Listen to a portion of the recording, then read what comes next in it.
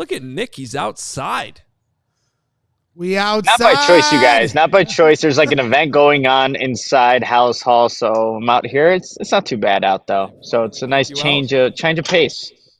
They finally kicked you out? Yeah, I guess so. I mean, feels like everyone's getting kicked out of here, right? Hey-o. That was good. All right, Nick, I know you're in the locker room.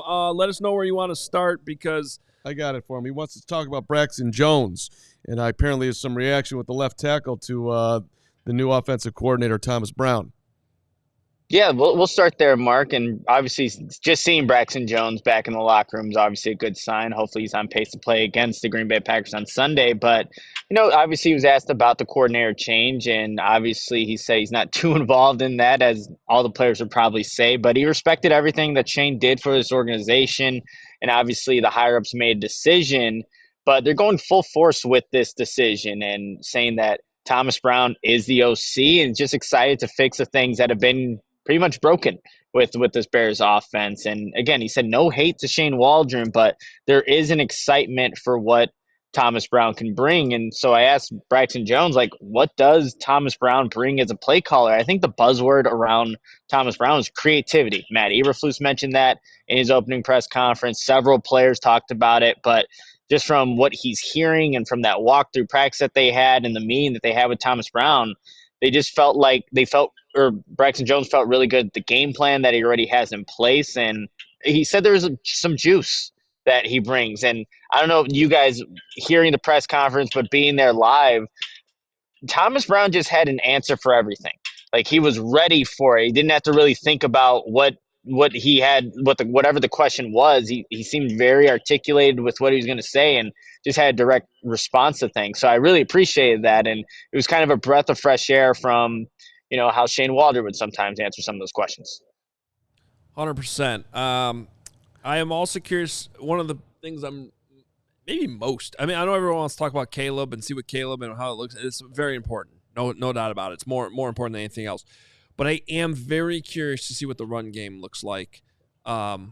If that's schemed up differently, if they get on the same page a little bit more about what they're doing, if that can help the offensive line. I know DeAndre Swift talked today. What was his perspective specifically on how Thomas Brown might affect the running game? Yeah, I think for DeAndre Swift, he was almost like he's just excited for another opportunity. A lot like Braxton Jones, but he said when things like this happen, where you go through this change, you really have to find ways to stick together as a locker room because, obviously Shane was here since the beginning, but he said that the main thing is still the main thing, and that's getting every single day another opportunity. So that opportunity now is against the Green Bay Packers, and I know that the Bears rushing attack didn't do what they wanted to do against the New England Patriots, but there were some plays from DeAndre Swift and that offensive line that, showed some positive progress. But if Thomas Brown can get at least that going, that's going to help Caleb Williams so much in what he can do with the rest of his rookie season. But DeAndre Swift is a playmaker, so they got to be able to find ways to continue to get him involved, whereas between the tackles, outside, he can make players miss in one-on-one opportunities. So I think DeAndre Swift's just looking like this is another opportunity, and it's no bigger than having the Green Bay Packers show up to Soldier Field. Hit the like button for Nicholas Moreano out at Halas Hall. Next person who hits it, you'll put us over 200 likes. Thank you. Yeah, Nick, it sounds like Cole Kmet dismissed the reporting of veterans asking for Tyson Bagent to start. I was just curious your thoughts on that and anything else that Cole had to say. Yeah, and obviously he was asked about the reaction to the news, but of course you can go watch, the 85 and find that out for yourself. So what I'll tell you, something that I think was interesting from Cole, he did say that, Thomas Brown did have a good start today. And again, with those meetings that I referenced that Braxton Jones was talking about in the walkthroughs, guys are excited, according to Cole Kmet, and they're excited because he brings that spark. He said the same exact thing too. And, Cole Kmet was asked, did you guys need that? A change at the offensive coordinator. And he said, it's hard to say no. We needed something, he said, and I think Thomas is ready to give that something to this Bears offense. So he's excited for the week ahead. And then Cole Kmet was asked, like, how much can really change in, a couple of days and for this Green Bay Packers game. And he said he thinks that a lot can change. They have the playbook obviously installed, the verbiage installed, but he brought up that word, creativity standpoint. He can bring new thoughts, new ideas for what the Bears can do philosophically, and maybe just different things as well. And what I thought was another key thing that Cole was talking about. He said that back in London, obviously they had good rhythm. It seems like such a different time for the Bears, but he also referenced the no huddle that they were doing. But Cole Kmet also said teams catch up in this league quickly, and he thinks that with Thomas, they can take that next step forward with what they're doing offensively. And I just go back to the conversation I had with Jalen Hawkins, the Patriots safety, after the game on Sunday.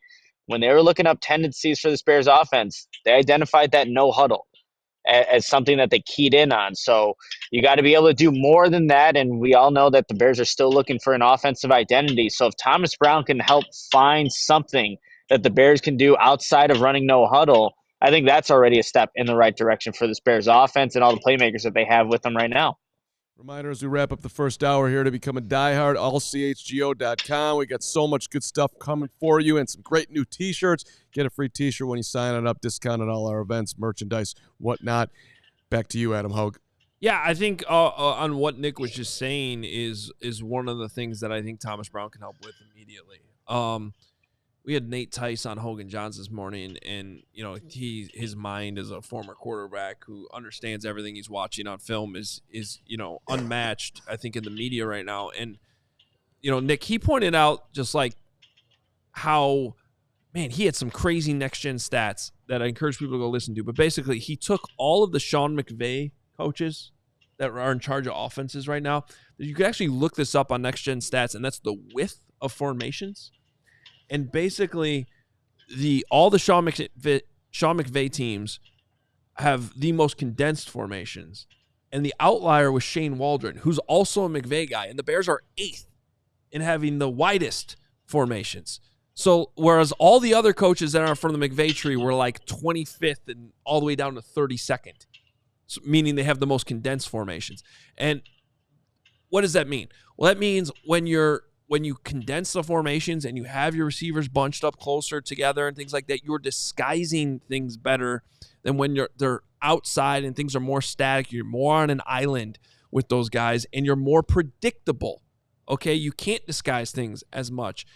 And I just wonder, Thomas Brown being one of these McVay guys too, literally McVay's assistant head coach a couple years ago, is that something that quickly they can adjust to? I know it's in the playbook already. This is a McVay tree. It's got to be in there enough with the verbiage and everything that, Nick, they can make that change by Sunday, at least enough in this game to get some better results. And when I hear that, Adam, I just think of what that can do for DJ Moore. I think we've been seeing him lined up more outside on the perimeter and having to, beat guys one-on-one. When you have those bunch sets where, he can create more space and just work with more space with a guy that has been known for creating yards after the catch. Like, if you see DJ Moore have a better game on Sunday because they're doing some of that, it wouldn't surprise me at all. So hopefully Thomas Brown could just bring some of those wrinkles to his offense. Honestly, anything would be encouraged at this point from what we've seen the last 3 weeks. A touchdown would be nice because we haven't seen one of those in a while. But, yeah, I think you can only go anywhere. I mean, you can only go up from here at this point with Thomas Brown. So we'll see how it all plays out on Sunday. We know you got a lot of work to do there at Halas. We'll be reading all of it, allchgo.com. You and Pat Norton doing a great job up there today covering these press conferences in the locker room. Anything else we need to hit on before we let you go? No, I would just say that, I mean, it sounds like there is excitement. Take that for what you will with Thomas Brown now being the play caller. And, we've heard this all throughout like previous weeks where it sounds good throughout the week, but how does it play out on Sunday? We have to wait and see that. But there is a little bit of excitement here at Halas Hall for what Thomas Brown can bring for this offense. Hit the like button on the way out for Nicholas Moreano. His fine efforts at Halas Hall. He's now going to go talk to Caleb Williams one-on-one somewhere and not tell anybody about it, but he's building a relationship. Probably not. But I'll see you guys later. We all silly like the mayor.